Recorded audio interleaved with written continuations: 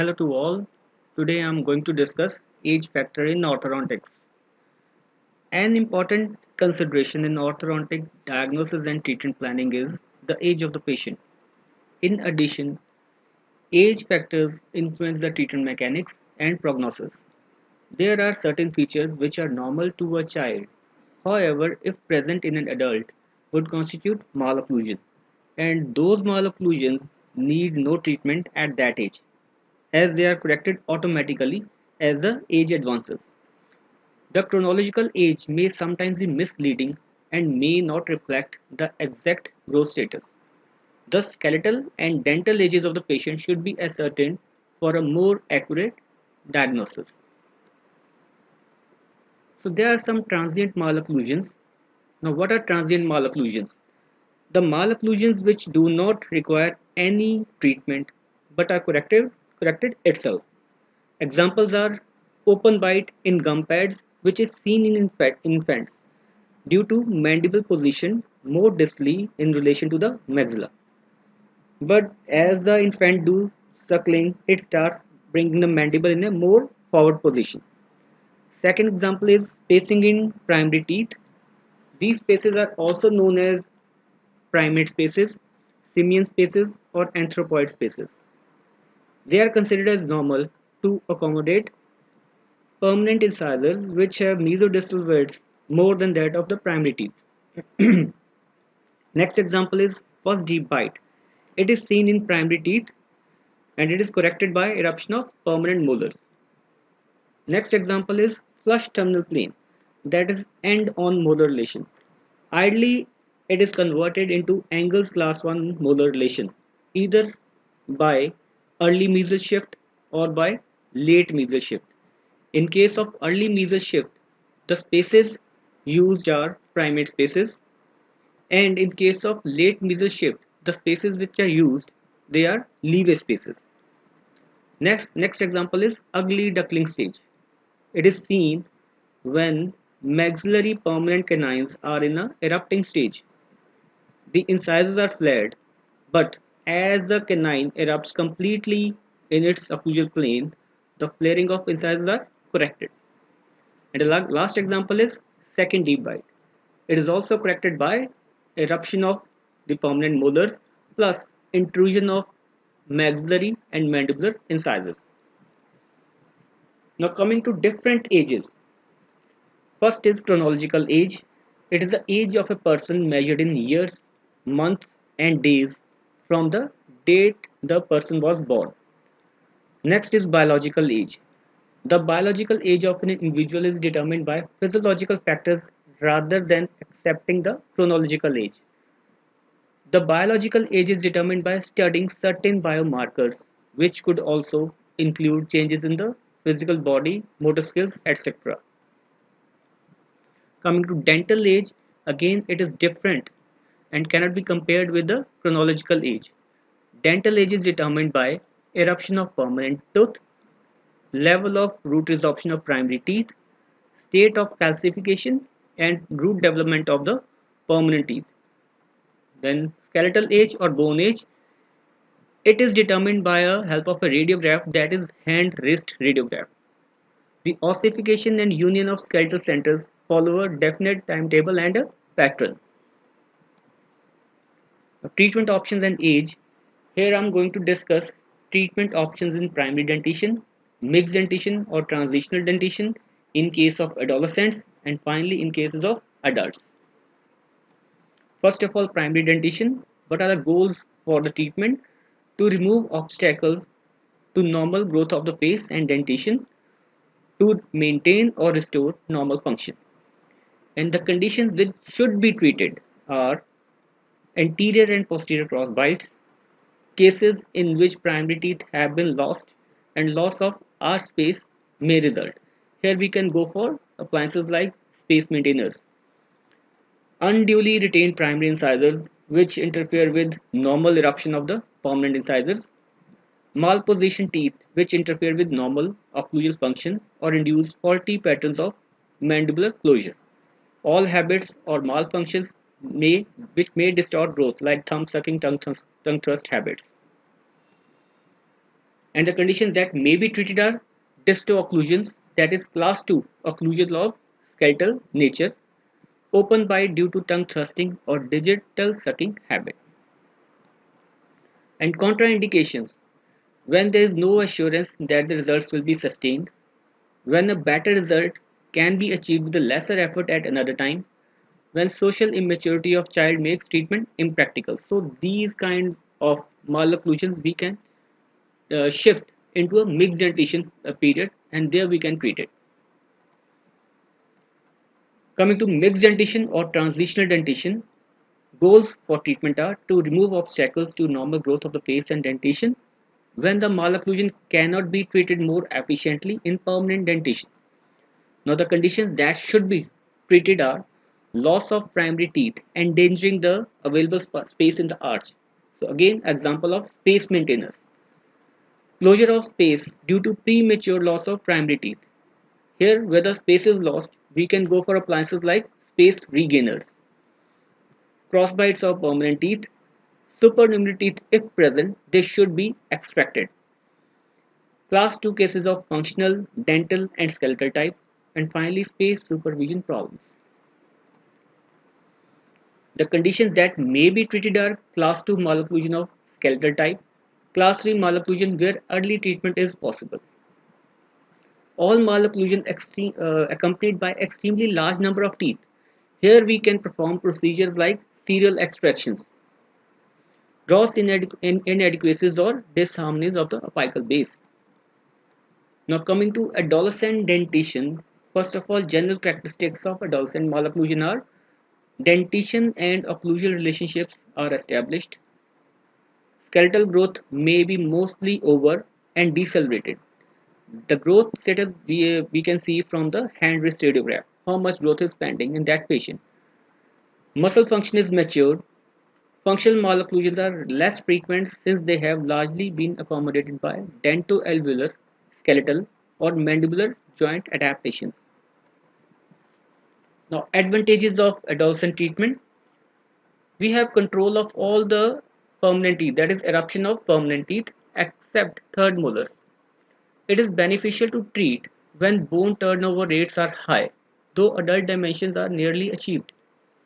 Motivation for treatment is high, especially when facial aesthetics are affected. Since treatment is less dictated by developmental events, treatment options are lessened. Coming to adult orthodontics, a very important part. Now, what is the adult? Adult is defined as one who is fully grown or a person who ceases to grow. But the exact time when a person reaches adulthood cannot be predicted. Orthodontically, adult patients are classified as Group 1 from 18 to 25 years, post-adolescent patients, Group 2 26 to 35 years, Group 3 above 35 years. Another classification is younger adults under 35 years, older adults above 35 years. Now, when treating adults, orthodontists need to be prepared to do the following: diagnose different stages of periodontal disease and their associated risk factors, diagnose TMJ dysfunction, that is very important, before, during, and after the tooth movement, determine which cases require surgical management and which cases require camouflage treatment, that is extraction of some teeth.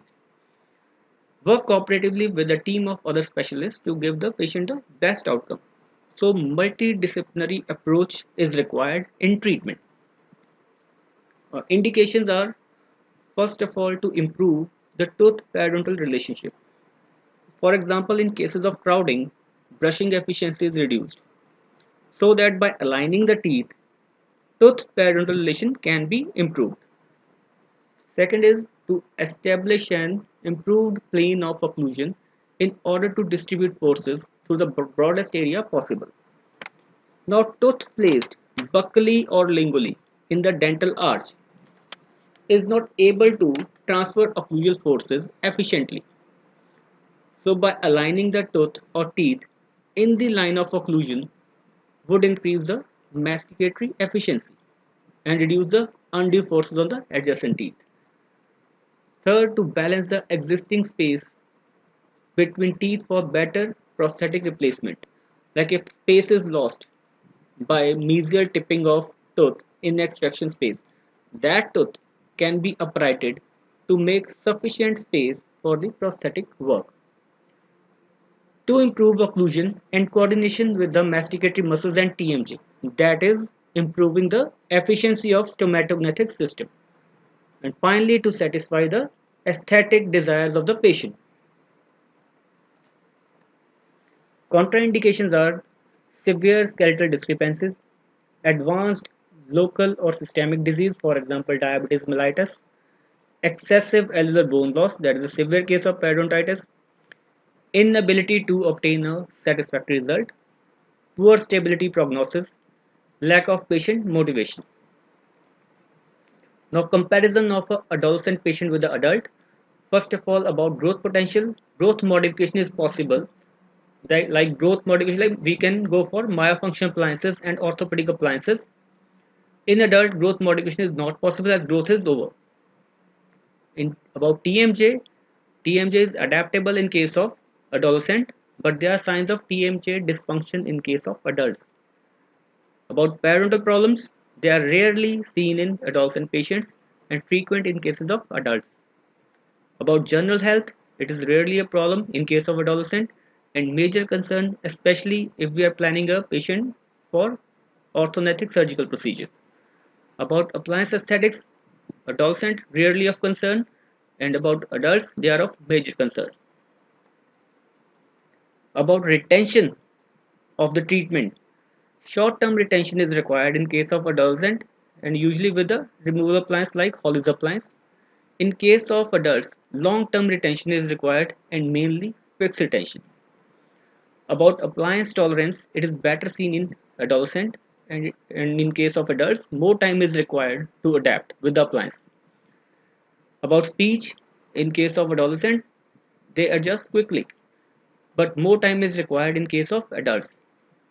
About motivation and cooperation, it is poor to excellent seen in case of adolescents and it is usually good in case of adults. Treatment appreciation, it ranges from hardly concerned to very appreciative in case of adolescents and it is usually very appreciative in case of adults. Now, indications of adult orthodontics from various perspectives like prosthodontic, periodontal, TMJ, and aesthetics. First of all, prosthodontic indications. First is parallelism of abutment teeth. Now, if abutment teeth are mesially or distally tilted, they are uprighted first and paralleled to make a good prosthesis like bridge. Uprighting of tilted teeth, regaining lost extraction spaces, derotation of rotated teeth. As posterior rotated teeth, they are taking more space in the dental arch. By derotation of the posterior, we can gain space in the arch. Intrusion of supraerupted teeth, like if opposing tooth is missing, the tooth, the tooth which is present, it supraerupts into that extraction space. So to balance the occlusion, we can intrude the supraerupted tooth back into the socket. Then distribution of extraction space more favorably. Periodontal indications are like in cases of crowding, there is plaque accumulation. In turn, it will lead to periodontitis. In case of spacing, it will lead to food lodgement, and in turn, it will lead to pocket formation. About TMJ dysfunction, usually caused by early loss of posterior teeth, leading to overclosure and loss of vertical height. That is, vertical dimension of occlusion is lost. Orthodontists can relieve the symptoms using splints before embarking on prosthetic rehabilitation. Now, what does these splints do? Splints work by breaking the old neuromuscular response in occlusion where it is habitual for the patient and it starts making a new neuromuscular response in the patient. Aesthetics is the most motivating factor behind seeking treatment. Usual causes of aesthetic concern are crowding, rotations, migrations, all into periodontal problems. Now, treatment and age. Advantages of treating an early age at an early age are scope of growth modification. Like if growth is pending, we can plan a patient with myofunctional appliances which can modulate or modify the growth. We can plan a patient with orthopedic appliance with which we can redirect the growth. Scope for preventive and interceptive procedures. Appliances like space maintainers and procedures like serial extractions can be performed in at an early age. It helps harnessing natural growth forces, enables the dentist to guide erupting teeth into a more favorable position, utilizing the natural guidance of erupting teeth in a mesio-occlusal direction. It minimizes psychological distress. Treating at an early age minimizes psychological distress that can develop due to a full-fledged malocclusion. If treatment is done when the treatment is done when the growth is over, we are left with options like camouflage treatment, that is extraction of some teeth, or if cases are severe, then we have to plan with orthodontic surgical procedures.